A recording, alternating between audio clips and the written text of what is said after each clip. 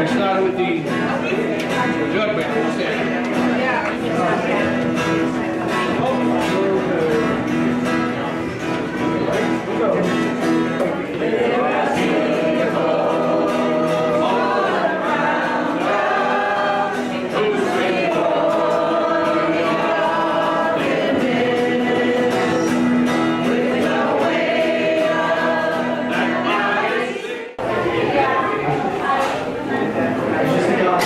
You still have your name tag, there's a black magic marker over there. Say hi.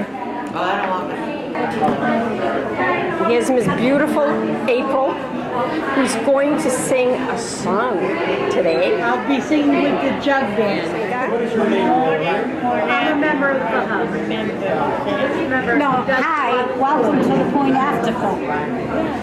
That too. Yes, I am. Did a good job.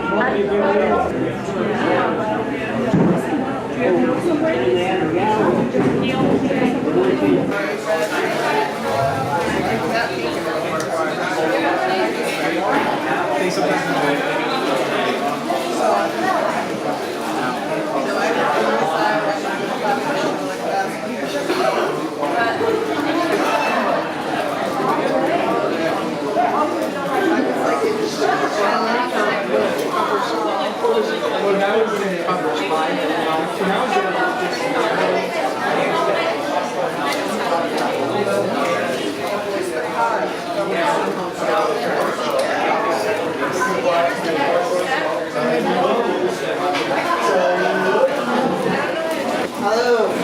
Lisa, can you hear me now? No. You heard me to answer me. There you go. Alrighty, so there are seconds for everyone. We just want to make sure we can get through the ceremony, and then after the ceremony, we'd like to offer you guys another sandwich, cookies, or chips, or stuff that you guys like. Alright, thank you.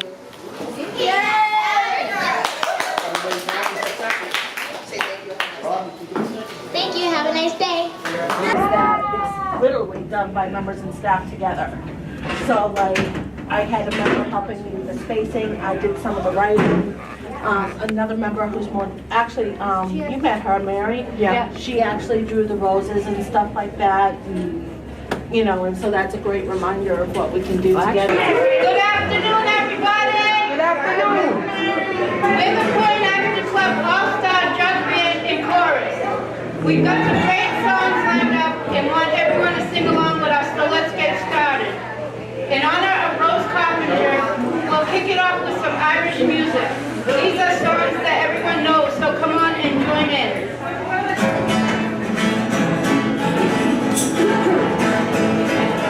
I'm looking for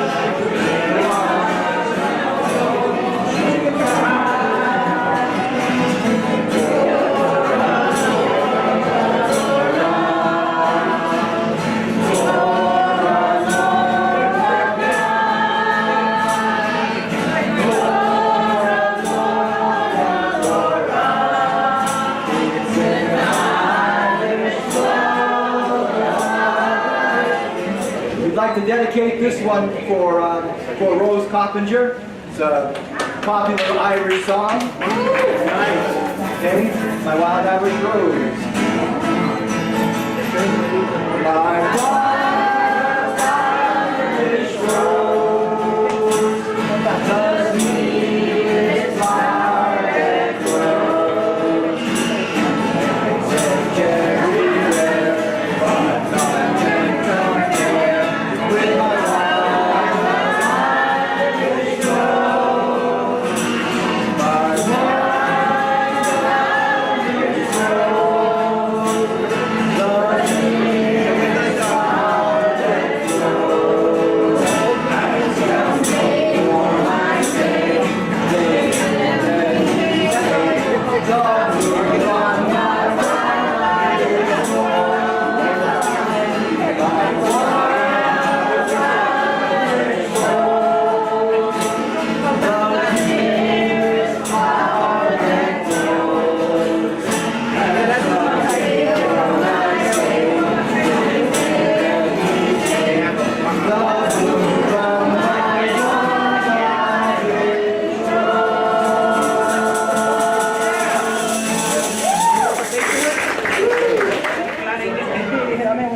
Hi, everybody. Now some songs from our American roots. Let's sing it out for our West Coast audience. Your handle flag, here goes. You're a handle flag, I'm flying flag.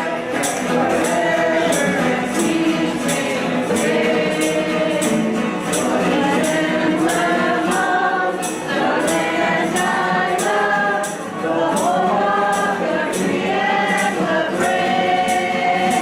Every heart beats true for the red, white, and blue.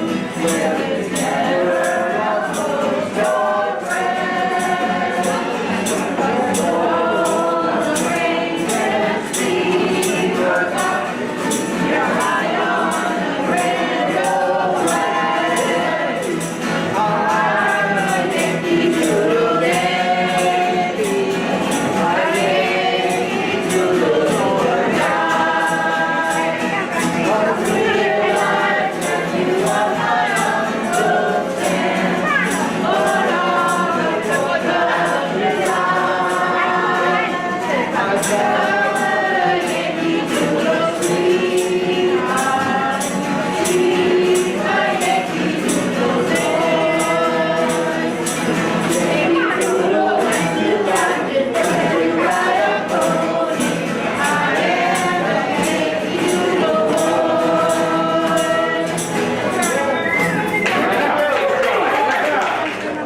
Vinny's name ends with a vowel, but he's got the heart of an Irish tenor. So here's Vin with a classic Irish tune for Rose.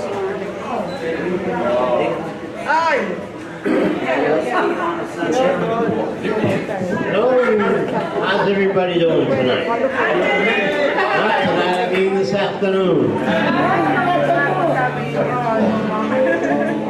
Oh, Danny boy, the pipes are calling from glen to glen and down mountainside.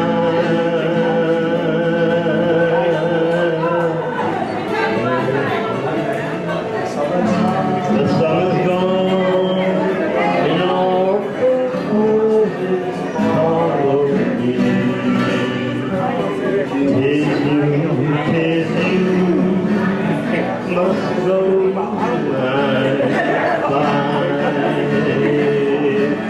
and take back the skies of the blue below. On the valleys with brightly snow, till I feel it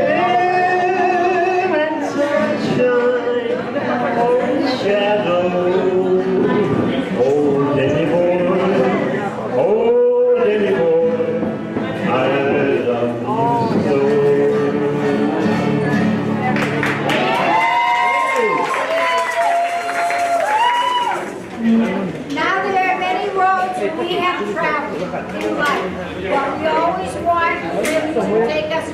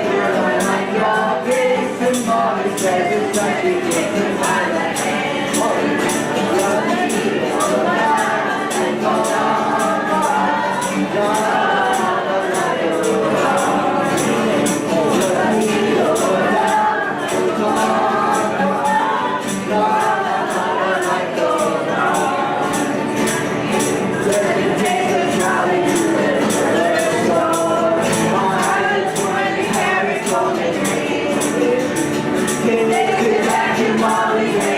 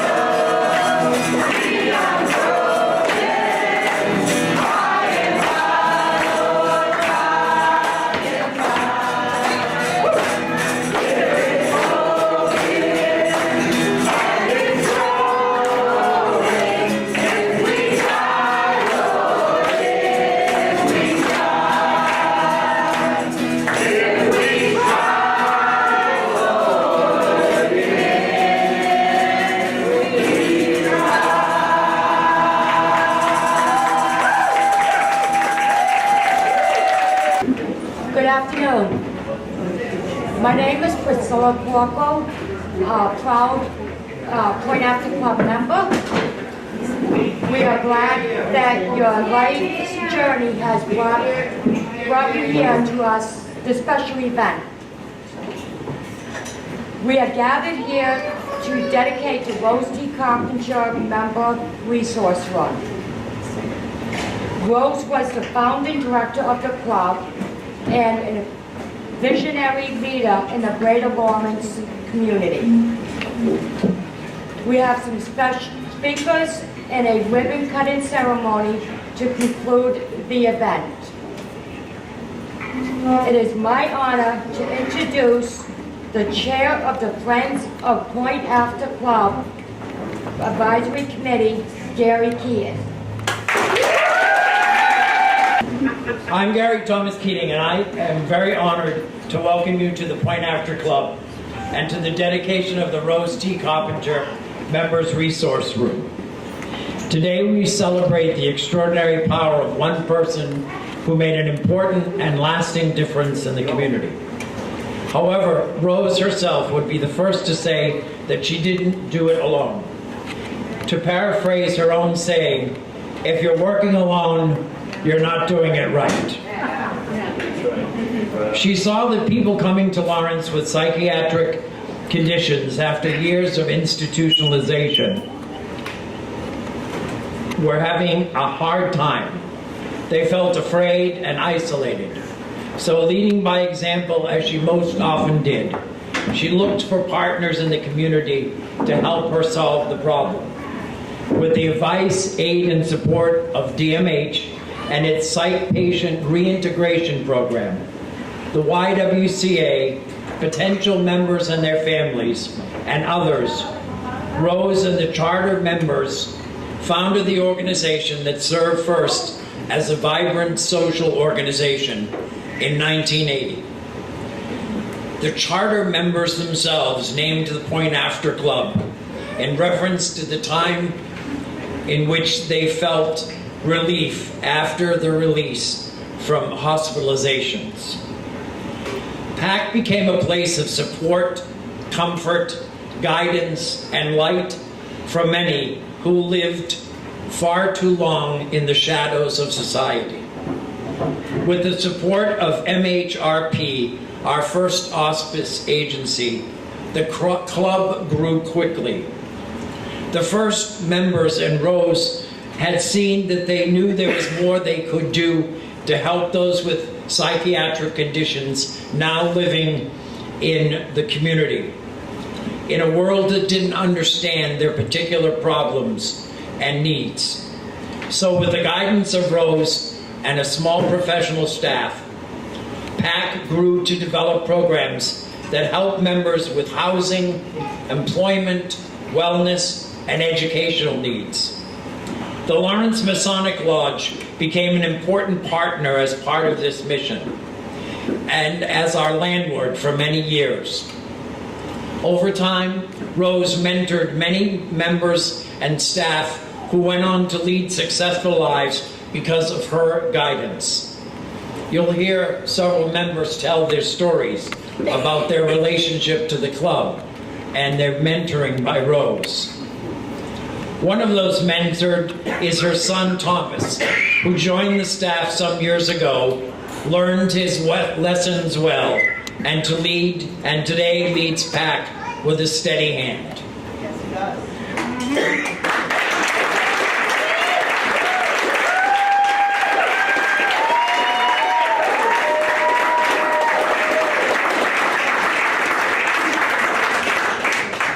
Today, with the guidance, support, and expertise of VinFen as PAC's hospice agency, you're seeing for yourselves as you sit here or as you took the tour, the wonderful clubhouse they built for us here in the Everett Mills complex, with strong cooperation from the Mills' dedicated owner, Marianne Paley Nardell.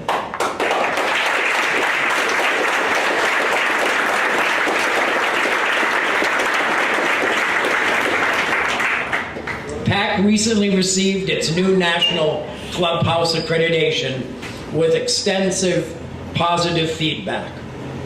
While honoring the stories of our founding and growth, we are rightfully proud of our present and confident of a bright future for the Point After Club.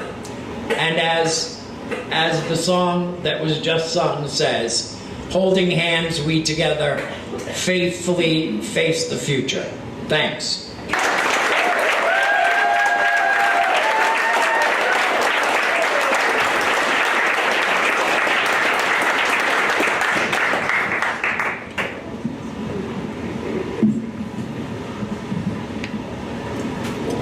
At this time, I would like to welcome Barbara up to speak. Hey, Barbara.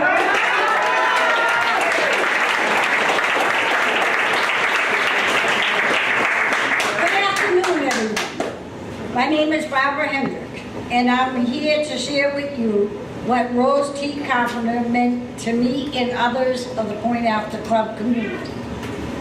I have been a member of the Point After Club since about 2002. I had the privilege of attending the club for a few years while Rose was alive. I learned from Rose was the important in helping others where they had the ability, whether they had the ability to help themselves or not.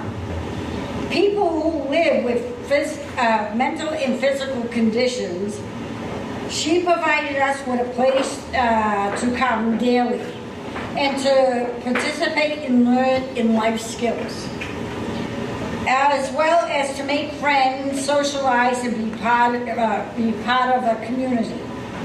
She was a caring, compassionate, and strong woman and committed to do what it took to ensure that we had a place to belong. Therefore, because of her hard work and dedication over the years, we want to honor her. So, in 2006, myself, Beverly, and one other member decided to go to City Hall and campaign for the Rose T. Carpenter Day.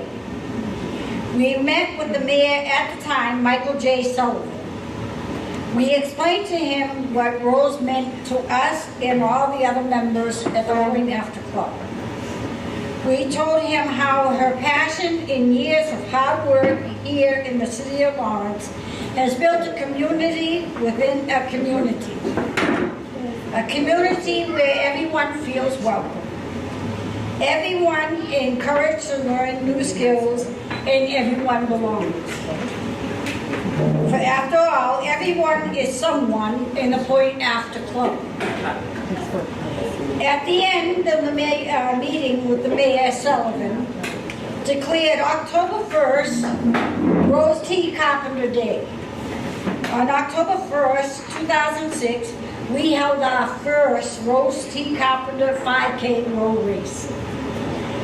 And it was awesome. We held, promoted the event. We had official timekeeper, t-shirts, flowers, raffles, prizes, painted faces, and balloons. And we had a whole lot of fun. Rose would have loved it. She would have been so proud. We want to continue her legacy by hosting an annual Rose T. Carpenter Friends and Family on October 1st every year. Thank you.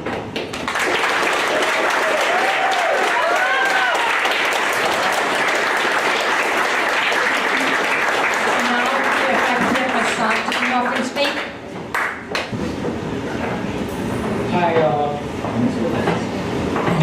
my name is Vasant Devadanam, member of one of the Point After Club. I want to narrate how I came in contact with the Carpenter family. As a family, through the guidance of their mother, Mrs. Coppinger, they forged such a strong bond with the community about sharing and helping people with disabilities. Nowadays we don't call it disabilities, but challenges. There are so many people who need these kind of services. When I came out of the hospital I went to the respite. That's where I met Mary, the first carpenter. And then later on, I met Tom in the shopping mall.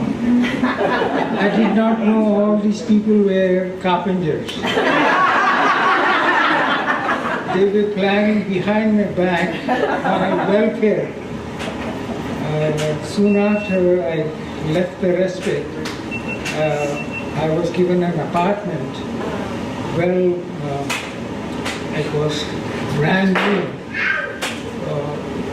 Mrs. Coppinger came and showed me in the apartment all the new things which were in the apartment. Bed sheets, crockery, tableware, and the sofas and everything. She sat down at the sofa and she showed me how I should take care of the apartment. Now this apartment was only confined to members of the club, Point After Club, designated for them. So after which I come to know how deeply the family is engrossed in helping people with disabilities.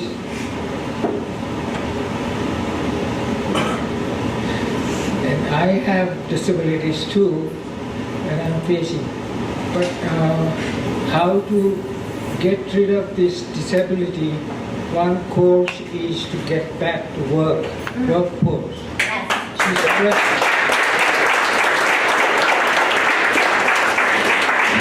Her strong position was one should work and then keep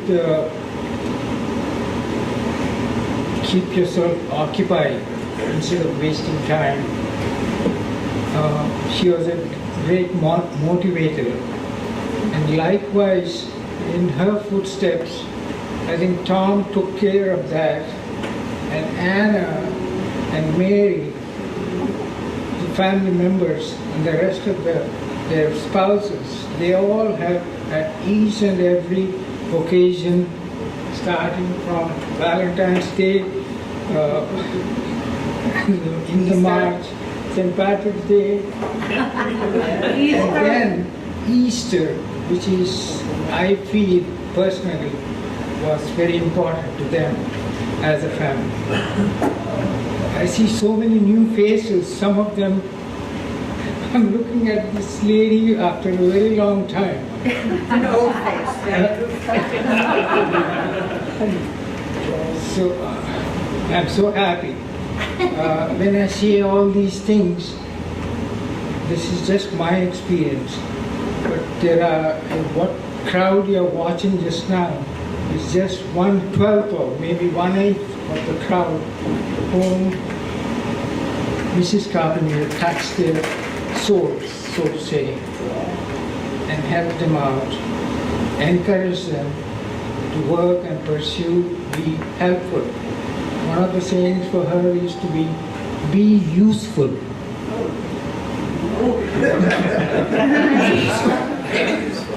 Thank you very much for listening.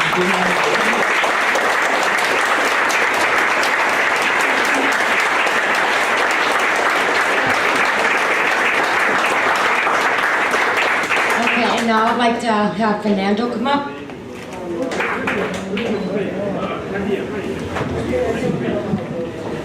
They put me up here, I'm kind of shy, I don't hardly talk. But unfortunately, I didn't meet Mrs. Coppinger, but I met her son. And I want to tell you a story about Point After Club. When I say it really comes from the deepest part of my heart, with a lot of love and respect for all the staff members. There's one staff member that I don't want to mention her name here, but I knew her before I came to Point After Club. I knew her before because I did a job for her at her house. And I met all the lovely staff members that are here now. So what I'm going to say right now is coming from the deepest part of my heart. I always like to be funny, but this time I'm going to be very serious. Point After Club saved my life. Saved my life. I don't know where I would have been at 2 years ago. Probably would have been a junkie. Probably would be 6 feet under the ground. They opened their arms to me, they let me come in. They treated me with more respect than I could never accept, and I give them the same respect back. They let me be me, who I am. They didn't try to change me. And I appreciate all that. Rhea also got me a job. I wasn't expecting it. It was only a temporary job, but unfortunately, they loved me so much they kept me.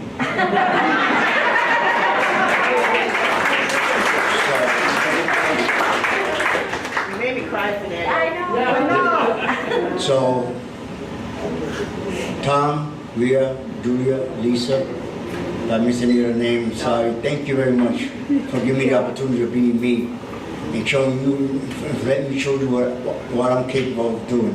And I hope I did not let none of you guys down. Thank you. God bless you.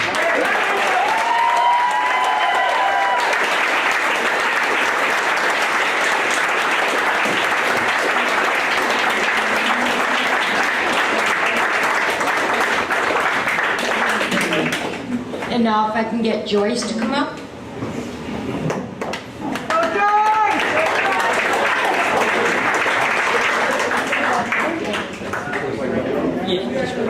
Hi everybody, I hope everybody's having a great time today and everybody's got a full belly.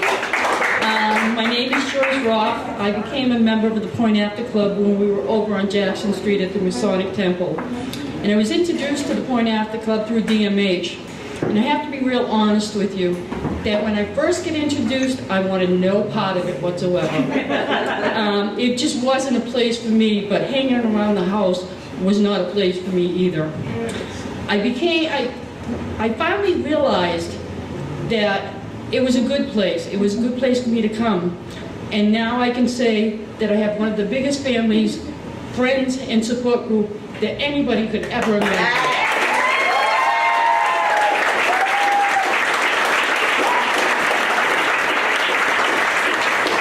As a member of the Point After Club on Jackson Street, I became aware of what the club really meant.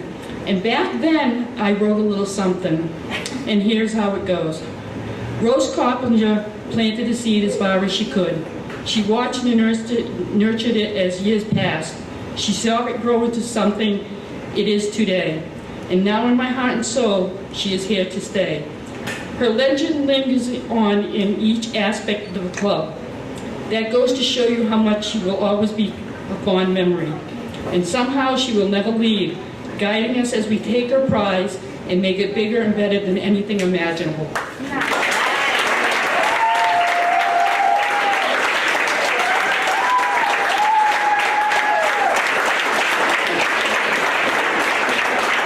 Unfortunately, I didn't know her personally, but just being a member of the club and seeing what goes on here and everything that is done here, I feel as though that I knew her personally.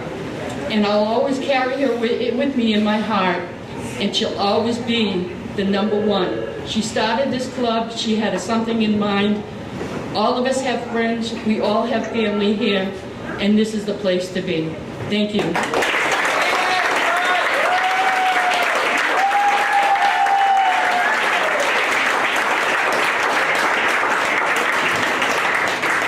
And last but not least, I would like to have Tom Coppinger come up.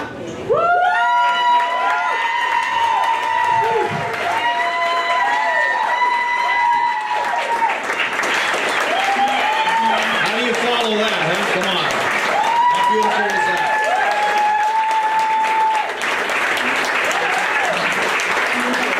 Thank you all.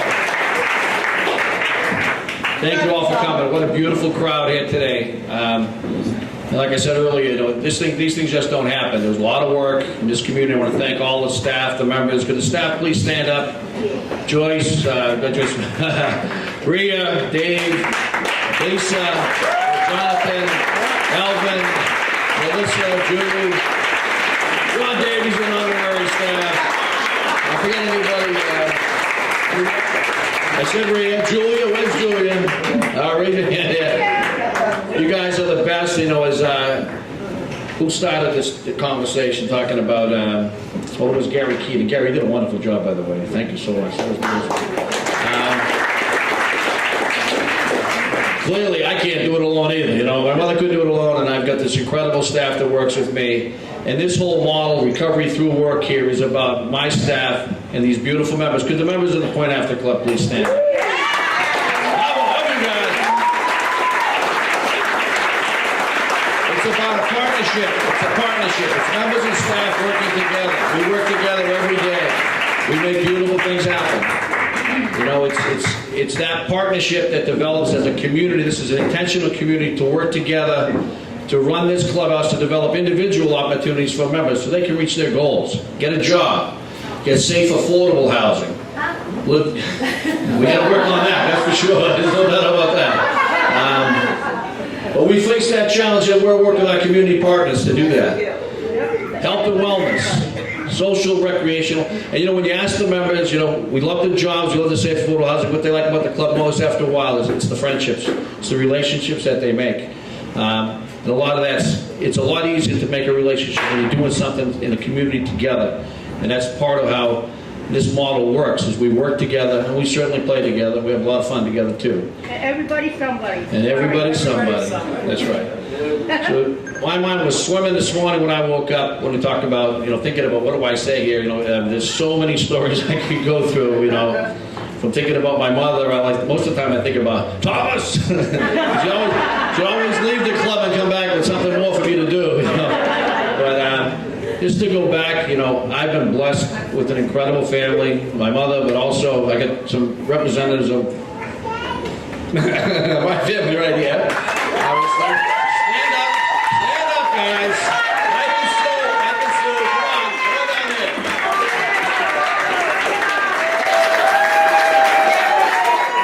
We always said that, you know, once she got us, there was 9 of us, 7 boys, 2 girls. You know, my father left when I was younger, and she raised us all. And we said if she could get us into adulthood safely, then she could pretty much do about anything, you know. And she did. You know, I think a lot of folks aren't aware that, you know, just a quick story. Back when we were young, she worked at Danvers State Hospital, and I got some very close brothers, like 1 year, 2 years, 3 years older. And she used to grab us, and I think Mary and Anna too, the younger kids, and Danny. And she'd take folks out of Danvers State Hospital. In some cases, we'd never been out of the hospital in 20, 30 years. And we'd go to a park in Hamilton, and then there was a Girl Scout camp in Salem, Mass. And we were kids, but we go. What we saw, we made friends with the patients who came out, and what we saw was them light up. Their faces lit up as they had fun. We had cookouts. We even went to a Red Sox game, which was quite out in the bleachers with this crew. It was really just amazing what we saw. But then, when they got back to Danvers State Hospital, that light darkened. And, you know, they walked back to that hospital, and their faces lit up. I remember one of my brothers saying that, and I'll never forget it about. You ever notice how when we bring it back to the hospital, it just became a darkness. And so my mother worked at the Danvers State Hospital in the reintegration. And back in the mid-'70s, there was a Supreme Court order to deinstitutionalize the hospitals. And so what happened was, she'd get them out here in the community, they'd be right back at the hospital, you know. Freddie Lawrence, one of our charter members, he stole a city truck and drove it back to Danvers State Hospital one time. True story. And I worked third shift at Danvers myself for 9 months, and everyone thought I was a spy for my mother, but maybe I was. I don't know, unbeknownst to me. But Joe Lamontagne, another charter member, 3 o'clock in the morning, he's knocking on the door. I'm home, you know. But that wasn't a real home. That was all they knew. That was the institution that they had, you know. So that's where they called it the revolving doors back in those days. People would get out, and Joan remembers, of course. They'd get out of the hospital, and they'd be back in, you know, within a month in many cases. Do anything they could to get back, because they did not have a connection back here in the community, and they were lost. So Rose went around with some members the charter members of the club around the state and visited some places. There was Center Club in Boston, which has been since 1958 a clubhouse. There were social clubs back then. Renaissance Club in Lowell, Westwinds in Fitchburg. These are like the initial social clubs and gatherings of folks with mental illness who were coming out of the hospitals. That's where people gathered. And in February of 1980, actually was given at no cost to her some space at the YMCA to open up the Point After Club. The members named it, as Gary so eloquently stated, Point After, in this case, many cases, Danvers State Hospital. Ooh, that water. Wow. So,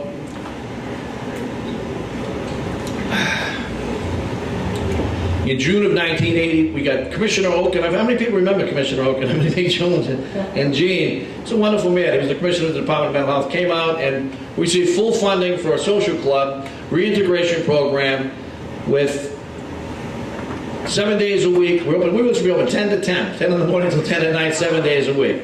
So there was no place to put people, so what did Rose do? We got all the men rooms at the Y. We had 22 men living at the Y, literally, 22 men, most of them recently discharged from Danvers State Hospital. What do we do with the women? We used to put them up at the Motel 110 because there was no place to put them. By the way, I came back that year, 1980, to work with my mother for 1 year. How'd that work out? I have no regrets. I have no regrets, please. But, so what did she do? She reached out to the community. She met with the folks at the YWCA. Now, there were no group homes at the time at all. So what did we do? We had no money either. But what'd she do? I remember it was Jocelyn Converse, I think was the name of the one. She was executive director of the YW. We moved out the Immigrant City Archives from the 3rd floor of the YW, and she got donations of furniture from a woman she knew, and we painted the rooms, and she created a 10-unit residence for people, for our female members. My sister Mary's here, she worked there. She wanted to get some funding to hire some staff and get some DMA staff. You were a state employee at that time, right? For years, yeah. Yeah.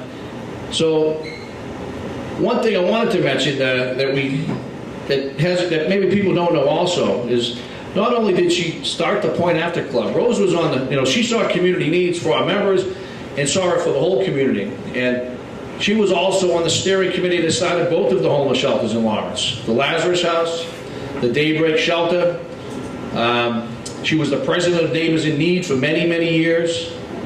She also oversaw the Able Clubhouse when we got that contract. So when Priscilla, thank you, used the term visionary leader in this community, she was. She saw needs and she went out and made sure that these things happened and got people together.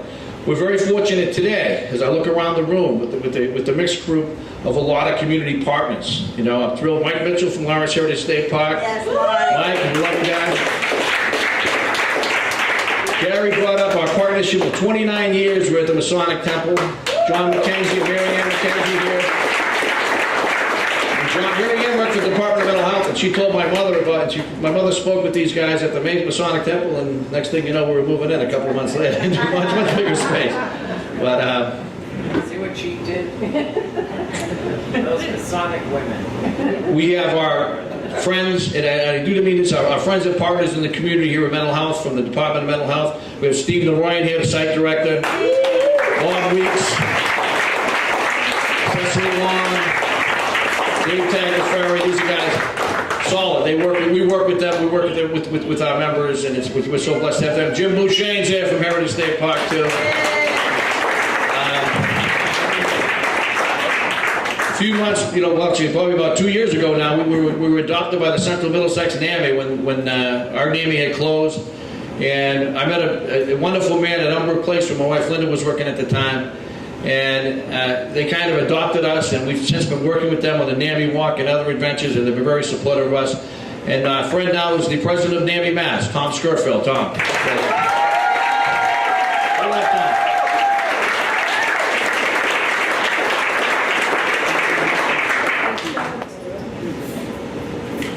We're in 2013, July of 2013, we became under the auspice agency of VinFen, as Gary so articulately talked about how this partnership has worked out so wonderful for our community. And we would not be in this beautiful space without the support and energy and intellect and dedication of the VinFence staff. We're fortunate today we have some of the folks who are right in the nuts and bolts of it. Bob Marciello, head of facilities, Chris Howard, and Pat Cooper. Chris Howard and Pat Cooper, the real estate department, who negotiated a lot of the stuff that we have here, which is, we're so fortunate. You know what the beautiful thing was? Joe Tex isn't here today, but you know, we put a blueprint up in the main club room. We put this design together in partnership, which is the way things should be, and that's something we're very proud of. You know, and we came down. We were the managers of the whole process. You know, the contract managers, everything. You know, and certainly would not have ever been able to do it without the expertise of our friends with VinFen and the contractors that work with us. So we're very thankful. And yes, and clearly, you know.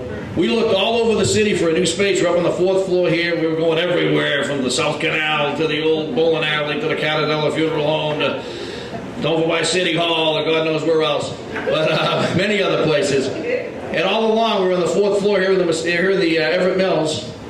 And I remember Mary Ann one time throwing it at me. Well, what do you think about down over there where the people recovery program is? And I don't know, we want to do that. And Susan doesn't want us in the basement. That's kidding, Susan. No, it's the lower level.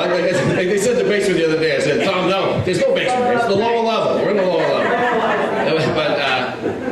But then as time grew on, we kind of looked at all the things we wanted in a space, and this really did afford what we wanted, and we're so fortunate, and we are so blessed to have, as our landlord, Mary Ann, is she here? Mary Ann Paley-Tindell, she was here earlier, and her crew, Tom Brown and the workers, I mean, they're part of our family and our community now. We support us.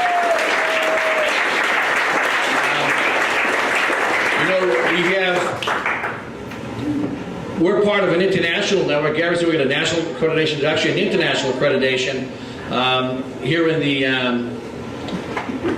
the Point After Club is an accredited clubhouse. We have a 3-year unconditional accreditation through Clubhouse International. A lot of hard work. Great job, guys. We are part of 320 clubhouses around the world, 36 in Massachusetts, and we follow international standards. It's an evidence-based model now. But we're also unique, and all of them kind of have the same, you know, there's some clubs with like new beginnings, fresh start, you know, point after, and they're all about giving people an opportunity to come into a place, regardless, and this is what my mother used to teach me long ago, and we talk about this, you know, to support people and care about people regardless about what they think, or about what other people think about, you know. People need a fresh start. I think Fernando was a perfect example. His story was beautiful to talk about. I need a place where I can be me, you know? I want to be me. And this is the Point After Club and clubhouses. This is our design. This is the values that we live. Our standards are a Bill of Rights for our members and a code of ethics for our staff. It's a place where people is equality. We make our decisions together. And that's the beauty of this model. But I'd like to go back to Rose and the darkness that people got back to the hospital. I honestly believe that she thought about that too a lot when she was trying to get people into the community.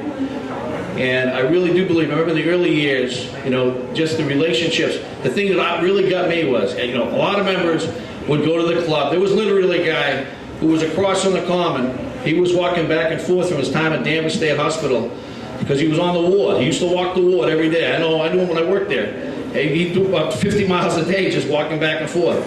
But he was doing that. And he was doing it just across from the Y. But then a year later, you know, Johnny knocked it out.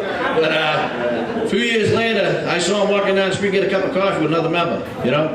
And that's what happened. All of a sudden, these guys who were alone, they weren't alone anymore. They had friends. And they were walking down the street and they were interacting, and they were getting jobs, and they were moving out of the Y, and they were doing all these things that we all want to do and live our lives. And we know that people with mental illness, given proper supports and a supportive community, can recover from the effects of their mental illness and live personally satisfying lives. We know that, and we see it every day as the light shines here. I thought this, we went to Motown last, we went to the Detroit seminar, and they talked about people coming in out of the ghettos and moving in and getting all this tuned up by the voice coach, the dance coach, the fine tuner that makes them look good and feel good and confident. and then they walk out the door superstars. I said, isn't that like the Point After Club? People come in the door from the darkness of isolation, and they make friends, they start feeling good about themselves, working at the club, and then they're walking out, they get superstars out into the community. So let's hear it for those superstars. And that was my mother's dream. It was my mother's dream. You know, definitely. So I can probably go on forever. See, I had all these thoughts swimming in my head, but it's about relationships. Once again, I'm so grateful that my family is here. Some folks aren't able to make it today, but they certainly have sent their message along. As I said, we're a large family. It's about relationships. I want to tell you, one of the reasons I'm standing up here is because relationships I made at the Point After Club many years ago. My beautiful wife, Linda. Stand up.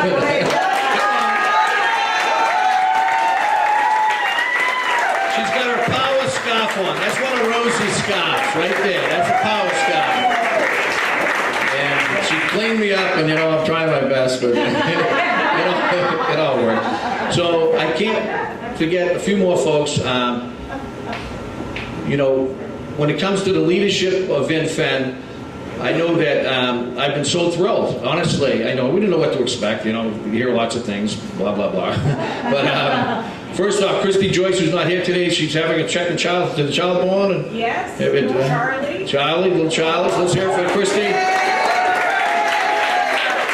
We love Christy, and she supports all of the 7 clubhouses. We all work together. We've kind of gone through this whole transition with the contract together. She's on a maternity leave with her 2nd child, which is exciting. And we have some of the leadership of the agency here today. Susan Abbott, Vice President of Psychiatric Rehabilitation, Senior Vice President. And I'd like to call up the President of our agency, Bruce Bird, to say a few words.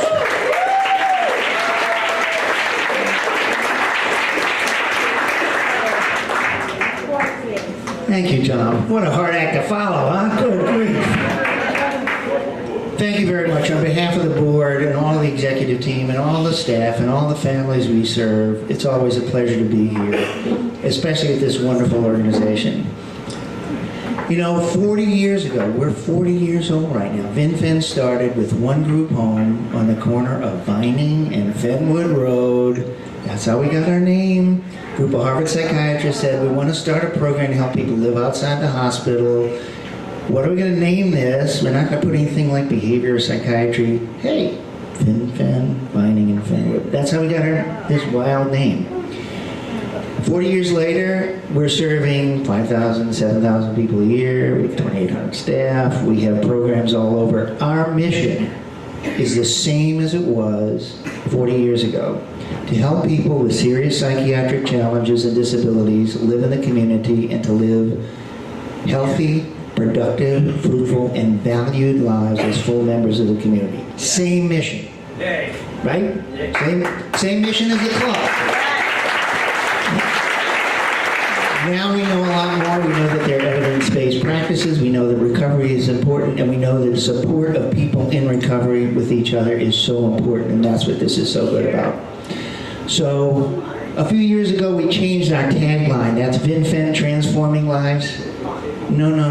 Now we're transforming lives together, because we do things to involve community partners, other caregivers, and really you all do the work. We don't transform lives, you do the work, but together we're all transforming lives. It's a pleasure to be here. I know we have some special guests that Tom's going to introduce, so thank you all, and continue the great work here.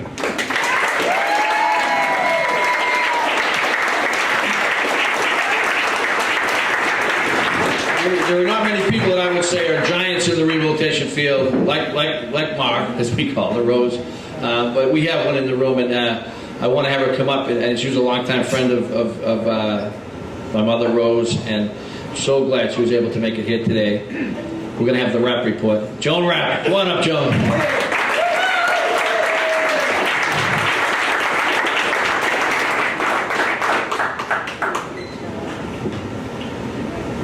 I think whoever talked to the mayor about making the Rose Coppinger walk should go back and say, let's declare Lawrence as the Coppinger compound. Kennedys and Hyannis, they got the Coppingers and Lawrence. Way better than Hyannis.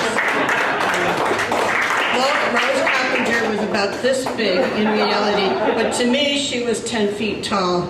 And most of the women I know who have more than 6 kids have trouble finishing sentences, including my mother. But Rose never missed a beat, and as Tom pointed out, not only did she do all this groundwork and start programs with no money, and raise 9 kids by herself and a few grandchildren, I'm sure, too. But she did volunteer work in the community for the homeless. It doesn't get any better than that. But I'm not a member of Point After, but I'm a member of the cheerleading squad. So I'd like to leave a little something for the Rose Coppinger new room, and it's actually made on rose wood, so that's symbolic. It says Rose Coppinger, Point After Club. Will the circle be unbroken?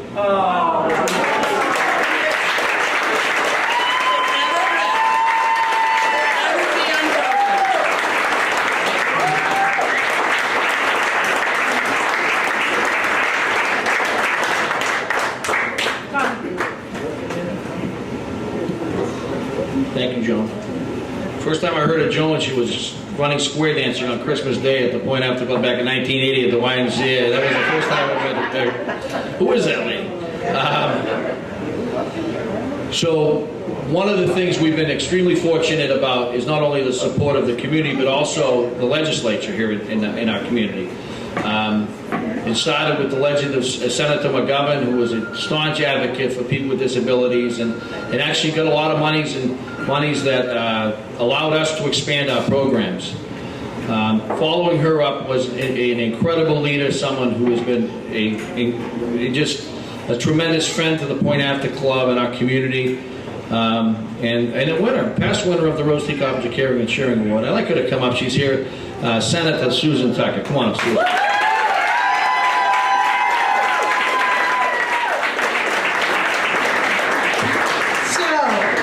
It's wonderful to be back here. I love your parties. I was in the legislature for 20 years in the House and Senate, and it was my honor to chair the committee that dealt with mental health issues and DMH. And we did the policy, the laws, the budget. And Rose was such a mentor to me, and Tom, and Jean, and so many people taught me so much. And the Point After Club is this. Everybody is somebody. Who doesn't need a place to go and feel safe and feel unjudged? And I just loved the club. And you know what I learned as a senator? Hey, these places save money for the taxpayers. You know, every person that stays out of the hospital because they got those friends to have coffee with saves the taxpayers thousands of dollars. So I am grateful for all I learned from the good people here. And although I'm retired now, I got the call to come back and honor Rose, and that's my honor to do that. So bless you all.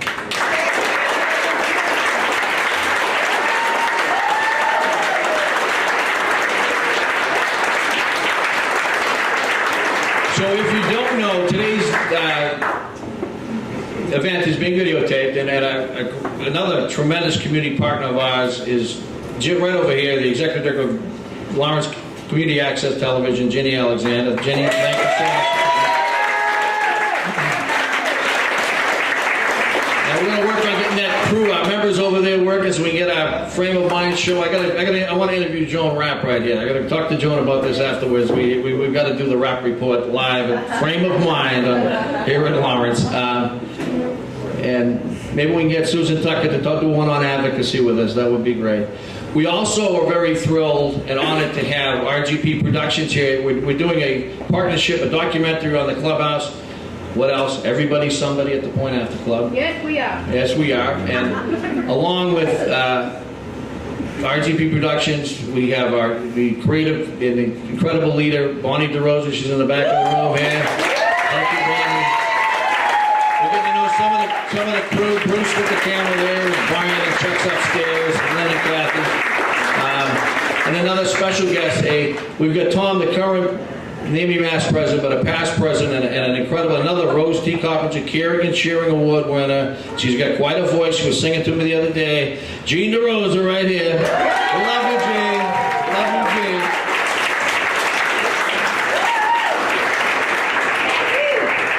So I wanted to, and as I was talking about Clubhouse, I forgot to mention, the Atlantic Clubhouse was here. They're one of our clubhouses within the agency, but also, what's a Point After Club party without our friends and colleagues from the Haverhill Clubhouse? So Haverhill, stand up. Love you guys.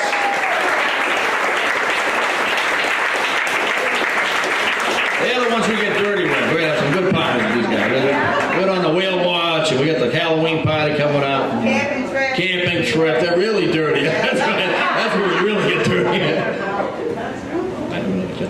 So at this time, as leadership goes and progresses, we bring in new leaders, and we are so honored and thrilled to have our new state representative, Representative Juana Matias, to come up, and we want to give her a hand. She's a new state representing Lawrence.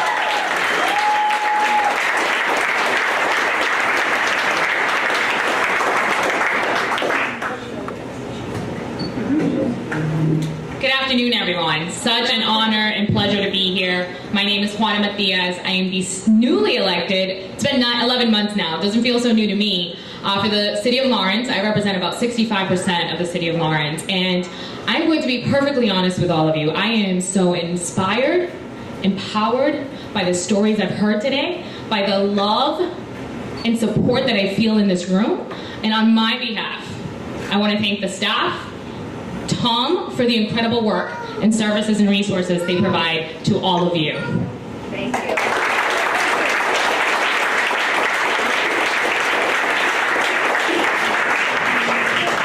I want to begin by acknowledging the invaluable and important work that the Point After Club has done for its members by focusing their attention on the needs of each individual member. The Point After Club clearly has an evidence-based model that it's helping its members have the tools they need to recover, but not only recover, thrive. Yes. You are an excellent champion in our continued efforts to treat mental illness and addiction. Unfortunately, I never had the pleasure of personally knowing Rose Coppinger, but from what I've learned about her is that she is a remarkable woman. Rose was a firm believer that everybody is somebody and that everybody deserves a fresh start. As I understand it, Rose was one of the pioneers of using evidence-based models for treating mental health issues and addiction. Her impact and legacy are apparent when we hear the stories of those who have been able to transform their lives, and I've had the honor and pleasure of hearing those stories today from all of you. And thus, it is my honor and pleasure to present her son, who continues to complete the legacy of her work and to work tirelessly on all of your behalves, with a citation from the State House, and I'd like to read it, and it says the following. The Commonwealth of Massachusetts, the House of Representatives, be it hereby known to all that the Massachusetts House of Representatives offers its sincerest congratulations to Rose T. Coppinger in recognition of her invaluable contributions to the Point After Club, the City of Lawrence, and the Merrimack Valley. The entire membership extends its very best wishes and expresses the hope to future good fortune and continued success to for all of her endeavors. This is on behalf of myself, Representative Frank Moran, and Representative Diana DeZoglio, and it's really a pleasure to present you, Thomas, with this award and the Point After Club, because you're continuing to ensure that her legacy continues to live on. Yes.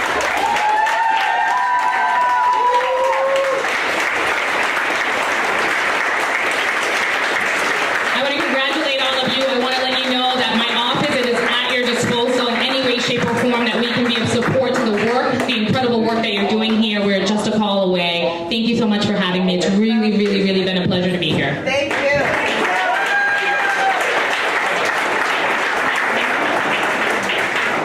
Thank you. Just want to recognize someone else. 1978, I think it was, the first Fountain House Clubhouse started in Massachusetts, and a good friend and longtime friend and advocate, Bob Schuler's in the room. Bob, right here, Bob. Bob donated his book for 25 years to the Rose Room, which we really appreciate that, Bob. Thank you so much. So Sean Howell has a presentation he'd like to make. I made something the other night that I tried to make beautiful for her. In my eyes, it's worth more than money. It's worth love.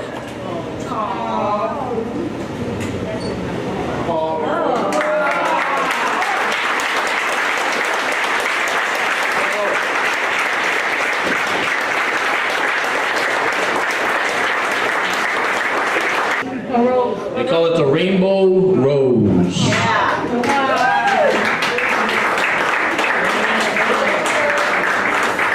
Thank you so much, Sean. And Sean started out over at the Havel Clubhouse. I think you probably were when you first met Rose. And you moved on here to Lawrence. So, thank you, Sean. So I want to call up Kathy Graham. Where's Kathy? Kathy in the house?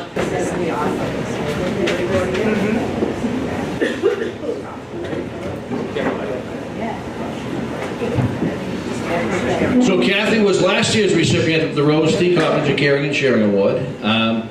She walked into our office up on the 4th floor when we were trying to figure out what we were doing and volunteered to help us with our Creative Expressions group. She's an artist, a wonderful artist. She worked at Affleck down the hall.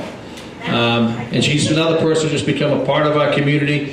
And now we annually, I think it's the third or fourth year this year, we do a mental health awareness event at the Lawrence Heritage State Park with our friends Mike and Jim. Appreciate you guys. And we have an Aunt Kelly there for the month, and Kathy just walked us through the steps, especially the first time. We're kind of getting a groove now, but we didn't know what we were doing initially. So we officially commissioned her to do the portrait of Rose Coppinger for the Rose T. Coppinger Member Resource Room. And we want a drum roll, folks, and she's going to unveil the painting. Here we go.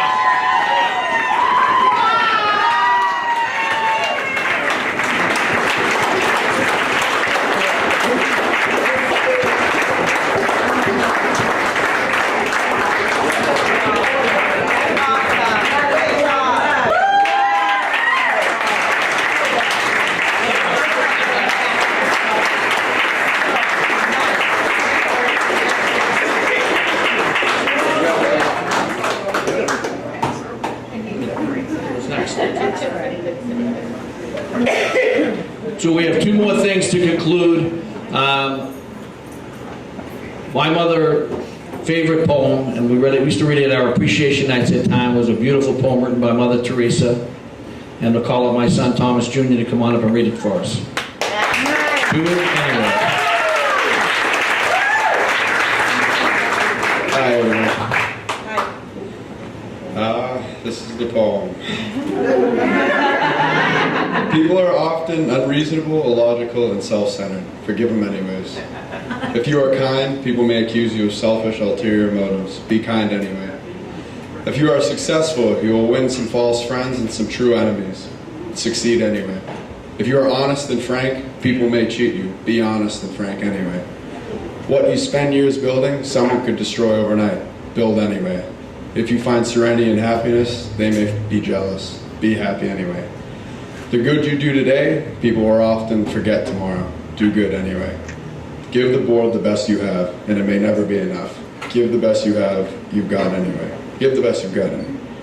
You see, in the final analysis, it is between you and God. It was never between you. It was only between you and them anyways.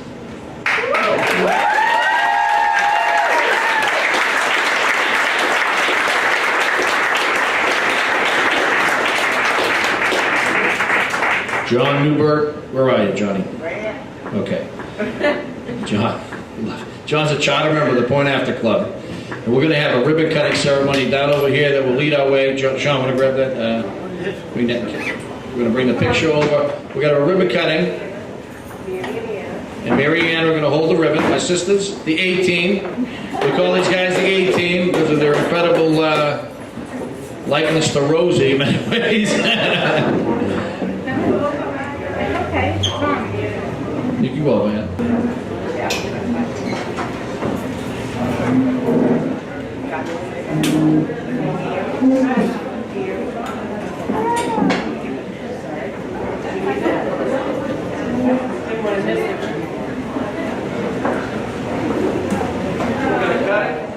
Sean's going to bring the picture into the room.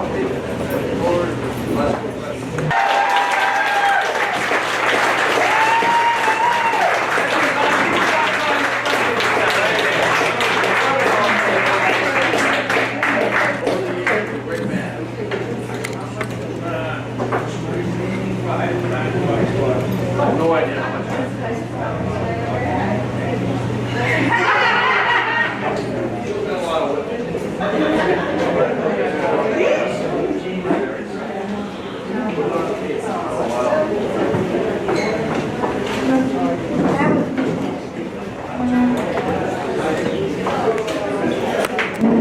So the Flying After Club, what it means to me is I have learned a lot from coming here, and everyone's important at the Flying After Club. Everyone has a purpose.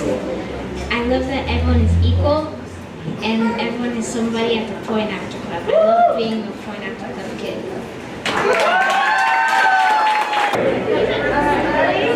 The other way. The other way.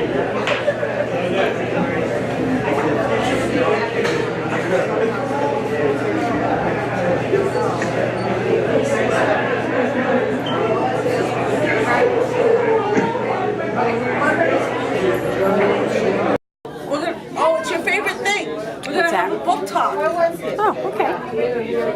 Yeah. I can't wait to read it. Way.